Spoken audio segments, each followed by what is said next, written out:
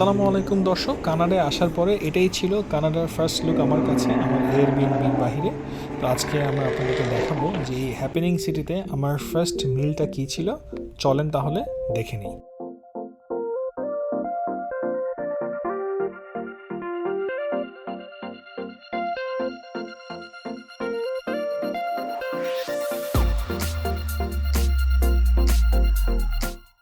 আমি যখন বাসায় আসলাম তখন প্রথম চিন্তা ছিল কি খাওয়া যায়, প্রচণ্ড খিদে ছিল। তো প্রথমেই চলে গেলাম রান্নাঘরে।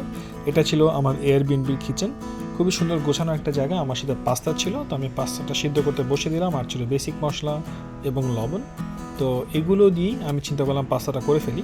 তো কিছু মেয়োনিজ ছিল, চিন্তা করলাম পাস্তাটার সাথে ওই মেয়োনিজ আর ব্ল্যাক পেপারটা দিয়ে আর সল্ট দিয়ে আজকে আমার পাস্তাটা প্রিপেয়ার করবো। সব পাস্তাটাকে সিদ্ধ করে নিলাম।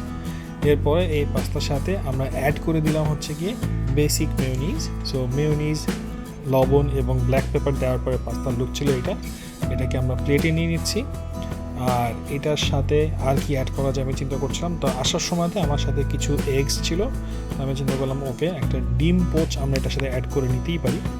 তো দেরি না করে সাথে সাথে প্রিপেয়ার করে ফেললাম একটা ডিম পোচটাকে পাস্তার উপরে দেওয়ার জন্য এবারে সবচেয়ে কষ্ট।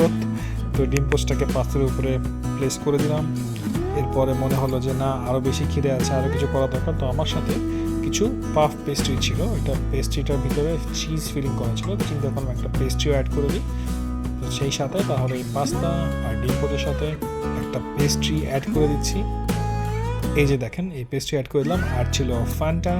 সো পাস্তা, পাফ পেস্ট্রি, ডিম পোচ এবং ফান্টা, এটা ছিল আমার ফার্স্ট মিল ইন ক্যানাডা। অনেক ধন্যবাদ সাথে থাকার জন্য।